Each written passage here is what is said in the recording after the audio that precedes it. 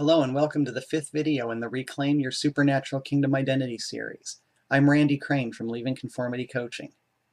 We've spent 4 sessions now gaining clarity on who God is and on your supernatural kingdom identity and how those affect your actions and attitudes.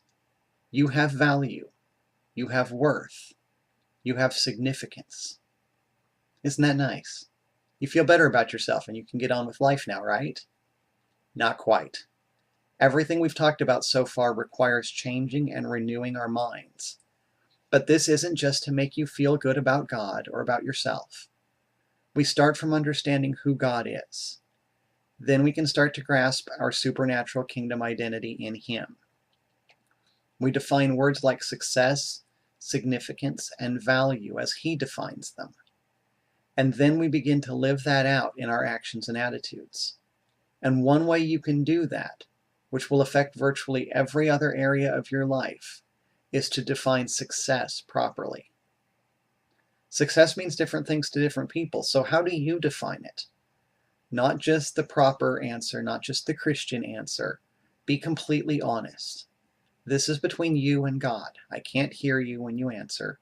I don't know what you're saying, but He can. What is success to you? Now, if God were to look at your life, how would He define success for you? God's measure of success involves our obedience and faithfulness to Him, regardless of opposition and personal cost. His measure of success is whether or not we are being loyal to Him in our personal relationship with Him and in our life, and whether we are accomplishing His goals and purposes for our life.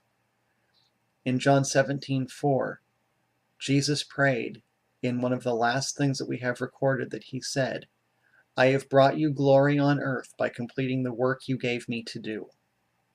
Success is not measured by the kind of profession you're in or how much you add on for yourself.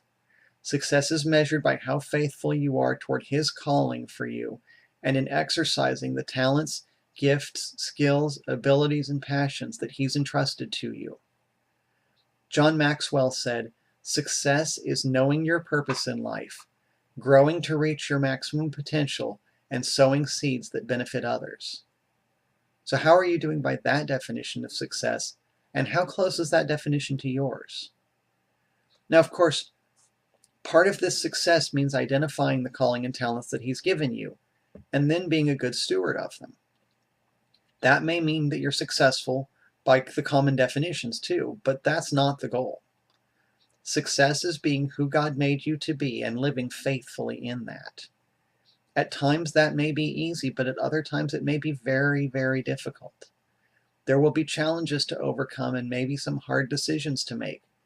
But true success, success as God defines it, is worth it. Now, with an understanding of who God is, your true supernatural kingdom identity in Him, and His definition of success in mind, let me encourage you to set yourself up for that success. I want you to get incredible value from this video series, so I'm going to give you one of my very best tools for this so that you can start doing it today. First, let me set this tool up with a story. In 1953, when Walt Disney was looking for someone to determine the economic feasibility of the best location for a new project unlike anything that had been attempted before, Disneyland, he contracted with Stanford Research Institute, or SRI, and the project was assigned to Buzz Price. Without the benefit of computers, Buzz combed through demographics, census data, land records, and more to find the best location. 10 sites were proposed and ranked, with the #1 choice being 160 acres of orange groves at the intersection of the Santa Ana Freeway and Harbor Boulevard in Anaheim, California. Walt chose this site, but moved it 1/4 mile south, away from the freeway.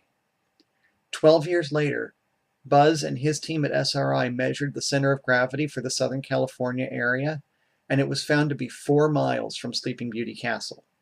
Not too shabby. Buzz went on to work with the Walt Disney Company until Walt's death in 1966, and then continued on for several years after that.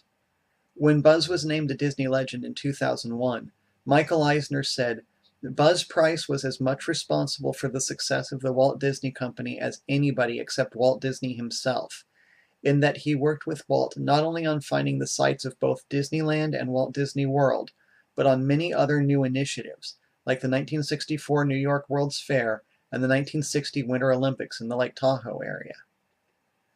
All of this put Buzz in the unique position of knowing how Walt Disney approached challenges from a strategic standpoint. He says, quote, "In working with Walt, I quickly learned the language of yes if. It would be more useful to him in editing and adjusting the flow of his ideas than a relentless harangue of no because." Yes if was the language of an enabler, pointing to what needed to be done to make the possible plausible. Walt liked this language. No because is the language of a deal killer. Yes if is the approach of a deal maker. Creative people thrive on yes if, end quote. That's the tool, and you'll be amazed at how effective it is. Develop the habit of framing all challenges and negative talk into a can I question, then answer it with yes if. Don't allow yourself a no because answer. No because holds you back. Yes if frees you to move forward. And if you're moving forward into your supernatural kingdom identity with a full and balanced understanding of who God is and who you are in Him, incredible things can happen. It's usually easier to say no, and it takes practice to develop this yes if mindset. But you know, things usually turn out better when you turn it around and think it through and answer yes if. In the next and final video, I'll talk about what the next step is to take all of this information and use it to live out God's unique purpose for you. In the meantime, consider the reflection questions below and practice saying yes if. And I'll see you next time.